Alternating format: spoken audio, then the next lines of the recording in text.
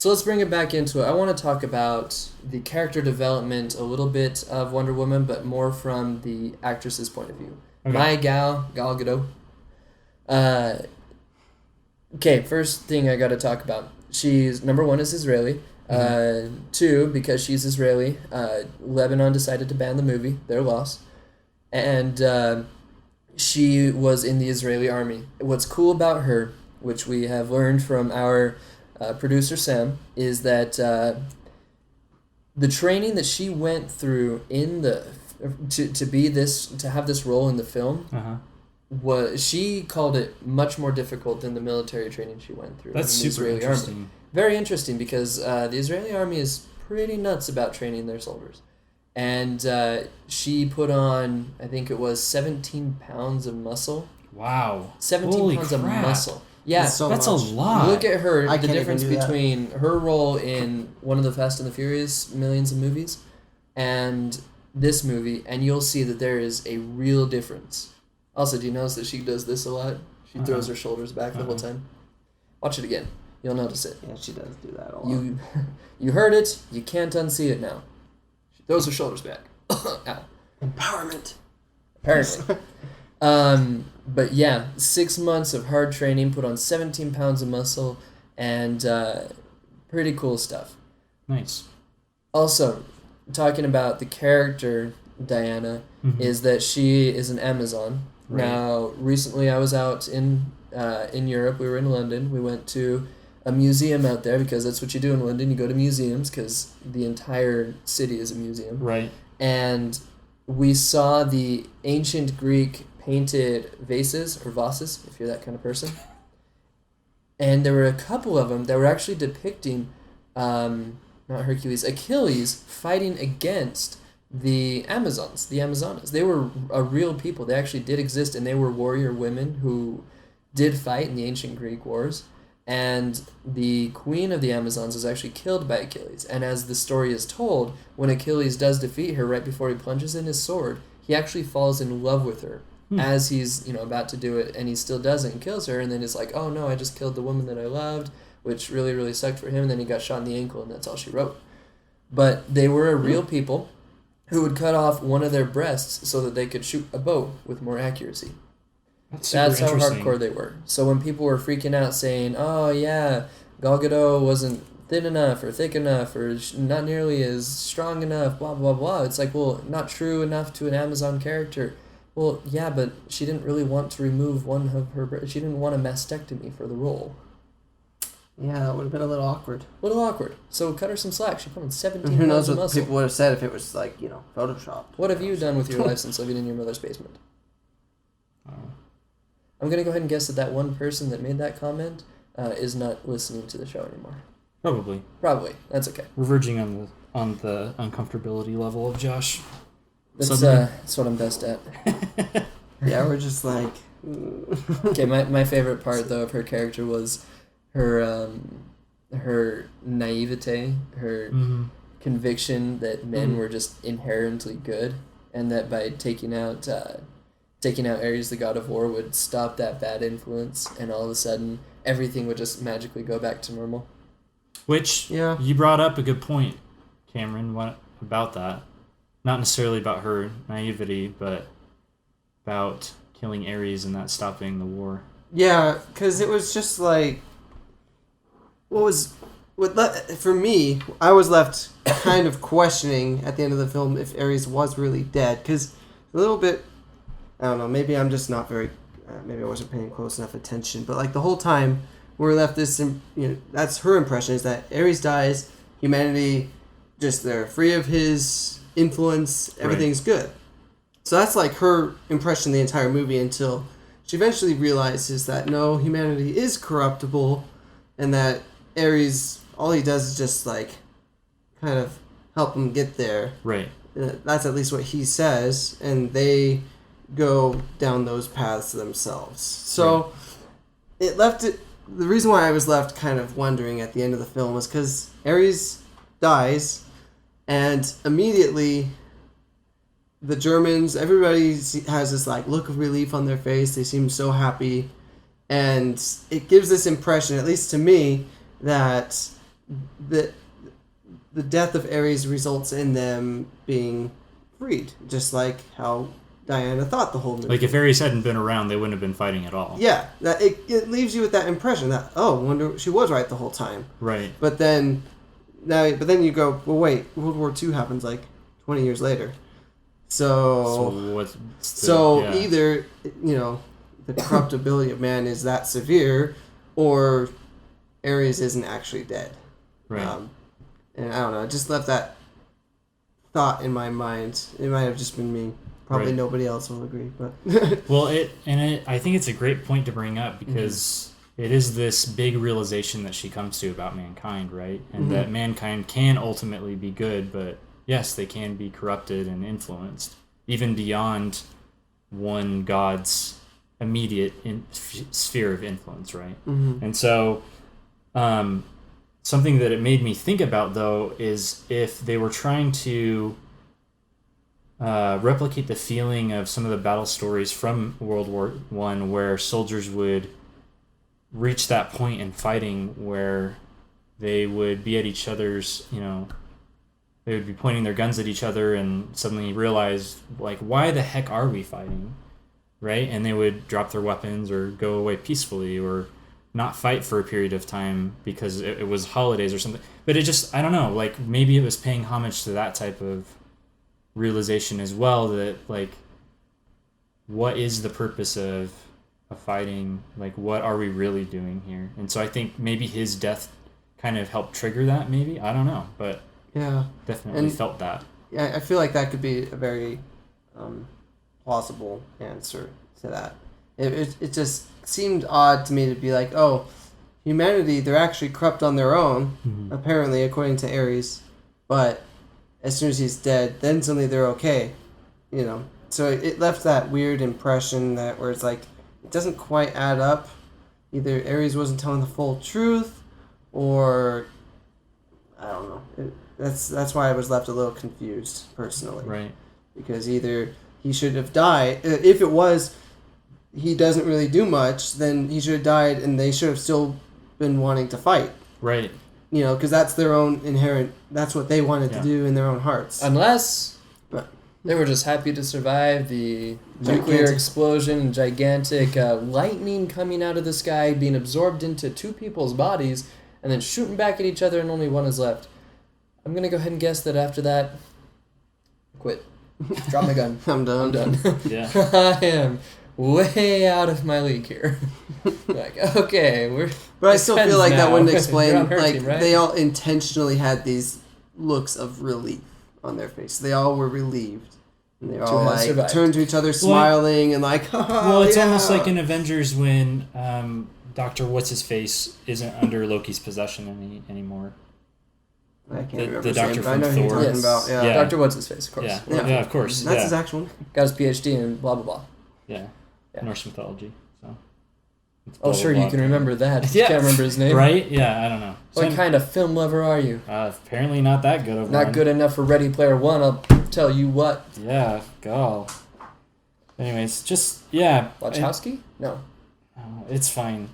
One other thing that I wanted to mention about that scene that was really surprising to me on an emotional level was in films up to this point, whether it's like German Nazis or any kind of bad guy, we're typically used to seeing the henchmen as like these 30-year-old, like kind of grizzly men kind of thing. And when the German soldiers take off their masks, they're all like 17, 18-year-old boys. Really young. Really Like, young. Very And fair. that totally changed my emotional perspective on who they were. And it made me feel very sympathetic towards them. I thought it was a really Ah. symbolic moment when they take off their gas masks and you see it, Right, yeah. Because again, that's why I feel like it's another like representation of Ares directly influencing them, and that mask is almost like a symbolic representation of that. I still think it was because Yes. Ares was just a liar, and yeah, it's like, oh, I didn't help them. I just whispered a few things like, oh. Yeah, so maybe he was just trying to deceive Wonder Woman. Yeah, but okay, so that may be Greek mythology, blah, blah, blah. As Christians, we may think, well, yeah, but that's all the devil does.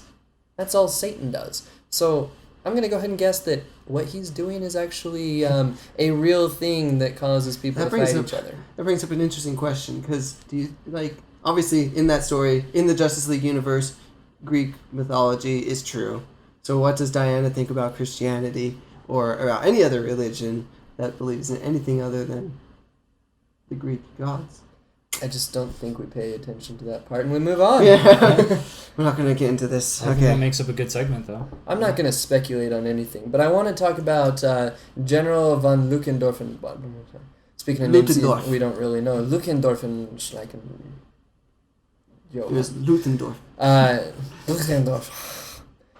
Yeah, who was he? What was he? And why could he sniff some blue powder and all of a sudden he have super strength? It sounded to me like he was some kind of demigod creation of Ares, because when he was giving his little monologue, he said the word weapons, and it immediately went to a shot of him and the girl who was creating the weapons. But it first went to him and her. It didn't go to a picture of the weapons they were creating. It went to the general and then her, which I thought was interesting because it seems like they are some kind of otherworldly creation. I thought he was just supposed to be a human that was a great standard human that was under his influence.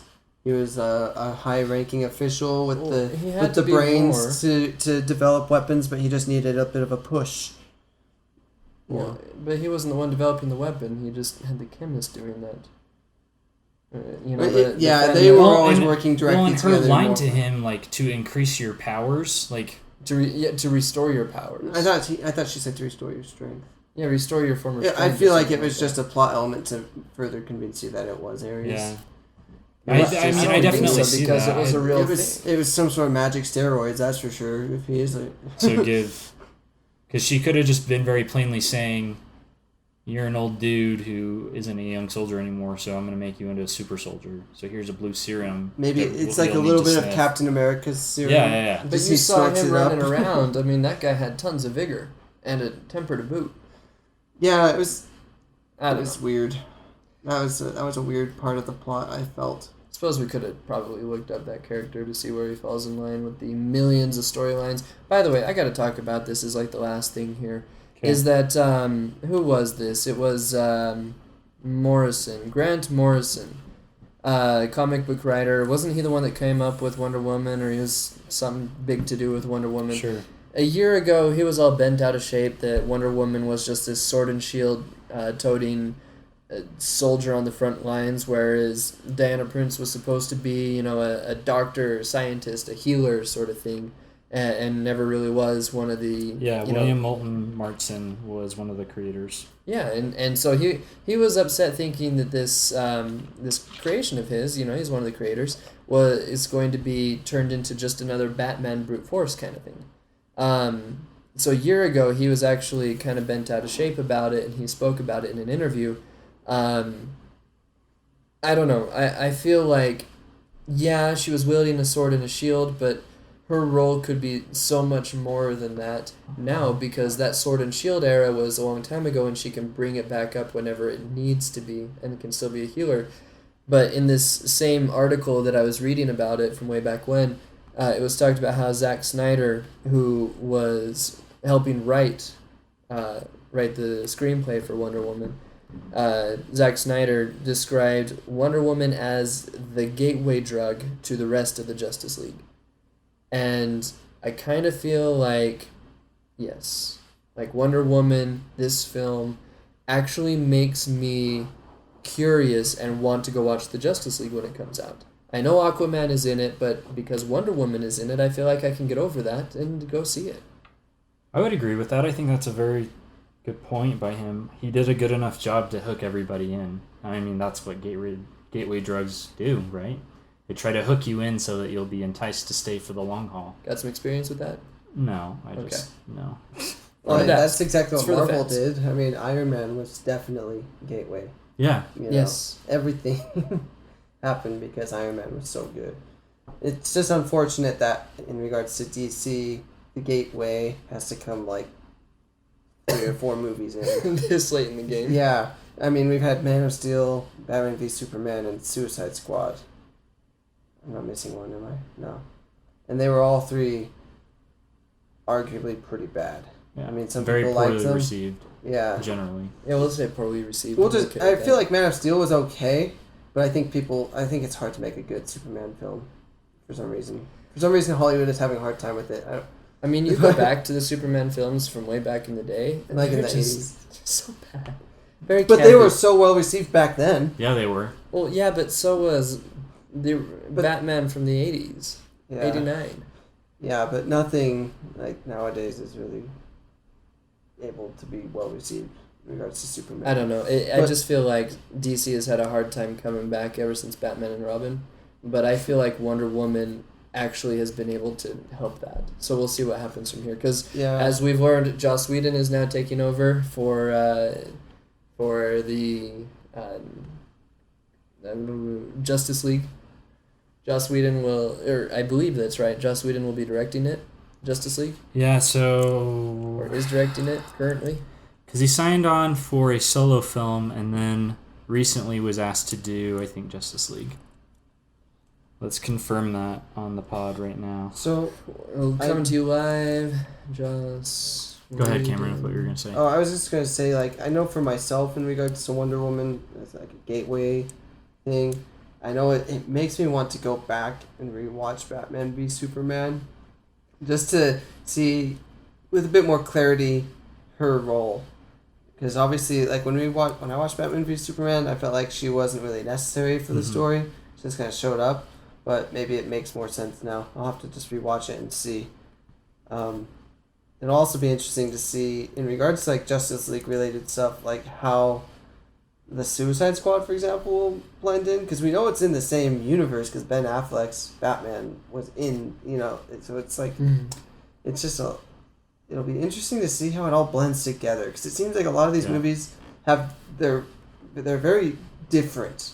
They have lots of contrast in their themes, I Mhm. guess you could say.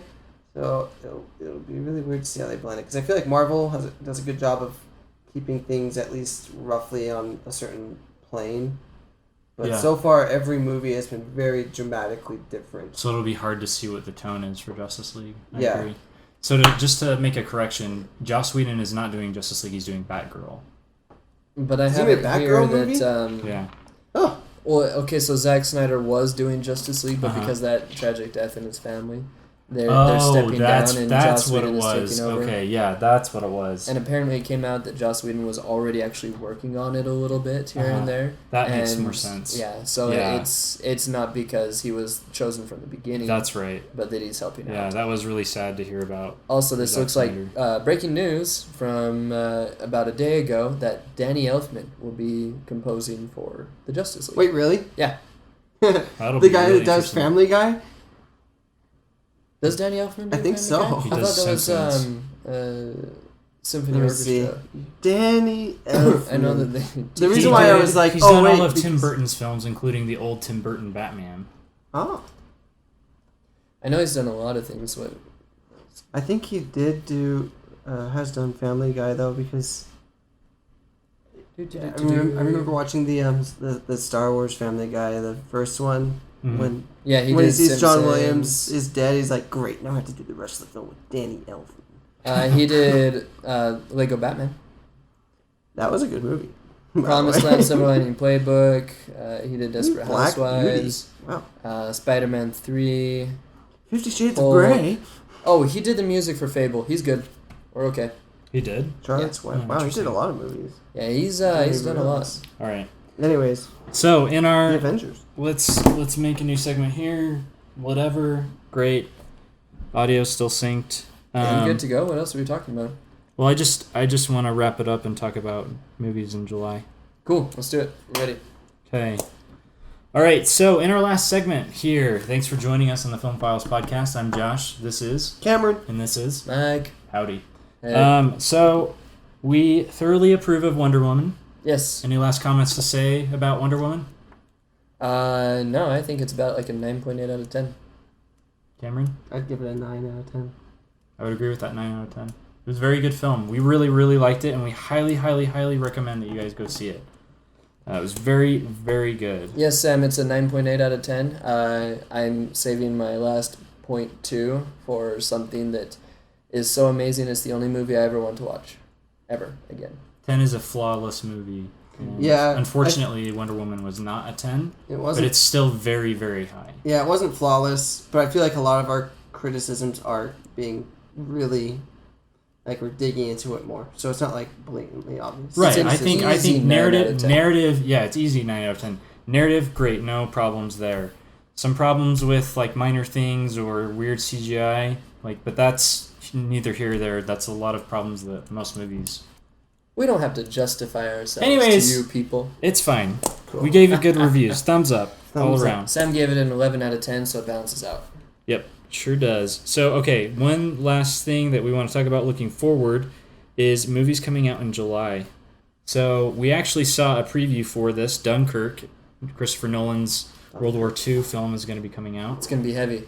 It's going to be real heavy. I'm very interested to see it just because, I don't love World War II, but I like the rich history involved with World War II, and so and I have family ties to World War II, so that'll be really interesting. Yeah. And it's a more unique story. Mhm. It's not, in terms of, it's based on true events, but it's not the more common stories that you hear regarding Right. World War II, if that makes any I mean, sense. Band of Brothers, Story of Easy Company, it's one of my favorite series of all time. Thank you, HBO. But this one is going to be a little hard for me to stomach. I mean, I read the story about it as detailed as I could go before. I just couldn't read it anymore. It was too much for me. Like Hacksaw Ridge too much, or Yeah, I haven't seen Hacksaw Ridge yeah, I yet. haven't either. I suppose I will eventually, but then again, maybe not, because sometimes it's too far for me these days. Yeah, so another one coming out that had a really cool preview to it was Dark Tower. It's coming out next month. Yeah, that's going to be kind of cool. Yeah, I didn't read. Have either of you read the books? No. No, I haven't read the books. Yeah, I haven't either. But it does. I've heard I'm sure good things somebody about. did. Yeah, I've heard good things about the books. But I'm really excited to see Idris Elba in that type of role, especially being this bad A who has to also be sensitive to the child that he's. You know what I mean? Yeah. There's one thing to have that dynamic there between adult and child, and I kind of like with Logan, I guess, but I didn't see Logan, but just that same kind of dynamic. And so I think it'll be an interesting case for Idris Elba as Bond, because I still want him as Bond. I vote Idris Elba and no one else. I think Black Bond should win. Anyways, go ahead.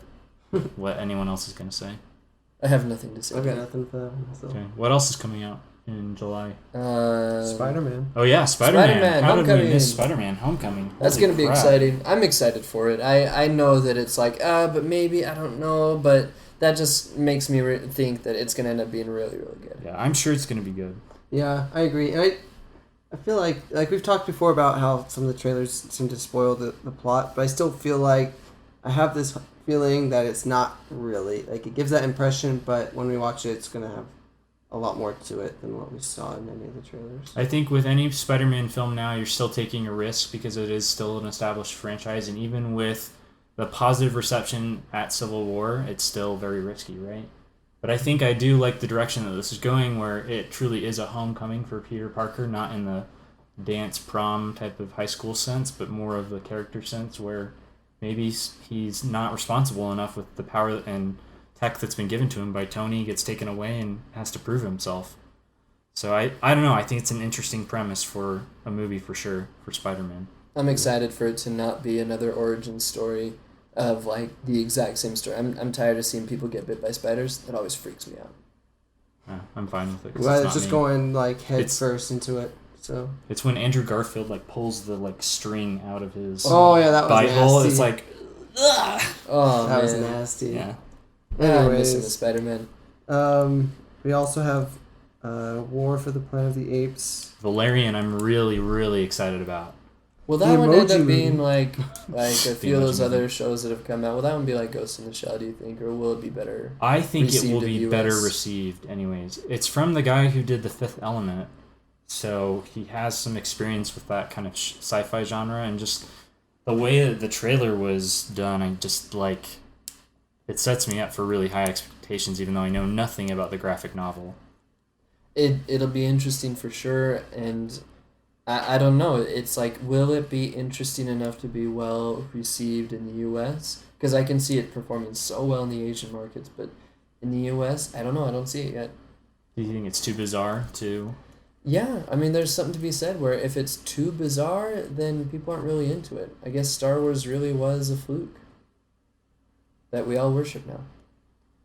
It's an interesting point, given that there's a lot of people here in the U.S. that like anime and manga, and that I feel like is very culturally different to us. A lot of people here do like that, but I still feel like it's still a fringe genre in the U.S. Not everybody is that into anime beyond Pokemon and Yu-Gi-Oh! And that's as far as I'm going to admit. So if you are into those things, please let us know in the comments, because Mike doesn't think there's that many people. But Yeah, I well, think there's probably more. Yeah, tell me if I'm wrong. Tell me if I'm wrong on this one, but I feel like it's going to end up going like Ghost in the Shell. It's my prediction. Gotcha. Yeah, I think it's kind of in the middle. There are a lot of people that watch anime and stuff, Mm-hmm. but I feel like it's not that much compared to the overall population of Gotcha. the U.S. In terms of the film, all I can say is that I forget his name, but whenever I see him, I just think, oh, that creepy Harry Osborn from Oh, Spider-Man. the main character. Yeah, Yeah, whatever it's his hard. name It's is. hard to distinguish him from that character. I will agree with that. So I just see him, I'm like, it's just Harry Osborn, creepy Harry Osborn. But he was in The Cure. No, what was it? He's in that movie where he's like goes to this mental facility to investigate. Oh, was Like- that not The Cure? Is that Or the Cure for Wellness. Cure for Wellness? Yeah, he was in Yeah. that, and that was apparently really good. So, Yes. anyways, The never saw. yeah. I think that's Moving on. it in terms of like big movies coming out in July. Okay, seeing as how we're halfway through the year, so far through the year, what has been the number one release of 2017? First half of 2017. In terms of like our favorite or Yeah, your personal like favorite, your best personal number box one. office hit or something. Well, the best box office hit, wasn't that Wonder Woman? It's already set to make over 500 million this weekend. Yeah. Probably. Last weekend. Trying to see what movies I've seen. What movies have I seen? I've only seen 2 movies in the movie. So there's theater. Beauty and the Beast. Didn't see it. You didn't see Beauty and the Beast? No. Traitor. Wow. Cars 3 just came out. No. Wonder Woman. The Moana sing along edition. Oh, what did Ashley and I see for our anniversary? Oh, Guardians. Yeah, That's where I saw was it. really Guardians. good. Yeah, but it wasn't a movie of the year for me. No. It was really good. It was really So funny. far, I probably would go with Wonder Woman. Logan, Get Out, I didn't see Lego Logan, Batman, sadly. Kong, I Skull didn't see Island. Get Out either. Lego Batman might be a close Pirates of the Still haven't Caribbean. seen it yet. Pirates is okay. Come on, you can't say It was my middle favorite. Like of the 5 Pirates movies, it's my third favorite. third favorite. So of out of the movies. two new movies One, I two, saw and this this year, one. probably Wonder Woman Yeah. in theaters. Okay, no, you can't say that Fate of the Furious didn't change your religion. I did not see Fate of the Furious. I Fate don't of the want. Furious will I- never change my I religion. refuse to watch any additional Fast and Furious That's- movies because I it's- think they need to end. It's like Transformers, right? They need to end. They should have ended like 5 movies ago. Yeah. What about Power Rangers? Power Rangers top movie? I didn't see it. I didn't see Okay, it. coming forward. Top movies Basically, that are we coming need your forward. help to see more movies. Yeah, we do. Go to our Patreon. And then watch more movies for us, and then maybe we'll invite you as a guest on the show. Yeah, exactly. Spider-Man: Homecoming, Star Wars: The Last Jedi, That's gonna be the best by the year's over. War for the Planet of the Apes, Thor: Ragnarok, Oh, that's gonna be good. Uh, It's gonna be good. Murder on the Orient Express. Oh my gosh! Oh my that gosh! is Okay, gonna be okay, so okay, good. okay, okay. We have to talk about Murder on the Orient Express. Okay, when they released that trailer, oh my gosh, I went so nuts Oh over it. man, I'm It so excited was for that. the best because listen, like the way that they do that is so ingenious, right? Like, okay, Daisy Ridley, I had no idea it was even her until I went back through the trailer because at the very end it was scrolling through all the names and it was like Daisy Ridley and I was like, wait, she was in the trailer, so I had to scrub back, find her, and I was like, it doesn't even sound or look like her. Holy crap! And then I love the shot. The money shot for me is after somebody's like murdered. Mm-hmm. It's how do you pronounce the detective's name? Poirot. Poirot. Yeah. So Great Poirot. which is Brandon Thwaites, who was the Defense Against the Dark Arts teacher, second year, Chamber of Secrets. Lockhart? Lockhart, That's yeah. Lockhart? Yes, Oh my it's Lockhart. gosh. And so he, so he's talking or whatever, and it's this Steadicam shot through the train, and below each person, like you see their little description of what they are, like the princess, the servant, the maid. It was so good. That was such I loved a good it. shot. I loved that. No, I do have to say though that when it was saying, and I just happened to be probably the best detective of all time, and it slowly started panning towards him, I could have sworn for sure it was going to end up being Inspector Jacques Clouseau from Pink Panther. I wanted it to be him so That would have bad. been a funny It was twist. yes! Pink Panther number 3, let's go. Like a dramatic, like serious Pink Panther movie. Anyways. Oh, yeah, man. I'm pretty excited about that. That'll be really good too. Well, It'll be and Steve Martin. Agatha Christie, such an amazing murder mystery. Like, she defines the murder mystery genre. I Yeah. loved watching like some of the older A&E Uh-huh. like Poirot movies. They're like an hour Right. long. Those were really good. Or like PBS has Perot as Yeah. well. Maybe But- it was that. I don't remember. but, like- It's just we had like a whole big box set thing of But what's a testament to her and her material is that, like, being raised on Harry Potter and, like, really, good, intricate plots.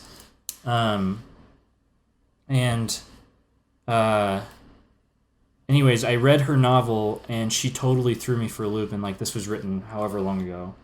And I was just totally amazed. Might have to get that one as an audiobook. Yeah, anyways. Anywho, thanks for joining us on Thanks. this epic adventure talking about film. Freaking out about murder on the Orient Express. We do love freaking about murder on the Oriental Express. Glad you could join us talking about Wonder Woman, the Orient Express, trains, planes, automobiles, and we are very happy you are here. Hopefully you can find us on Patreon, subscribe, keep us going, and we look forward to seeing you next week. Sounds good. See you Bye. later. Bye.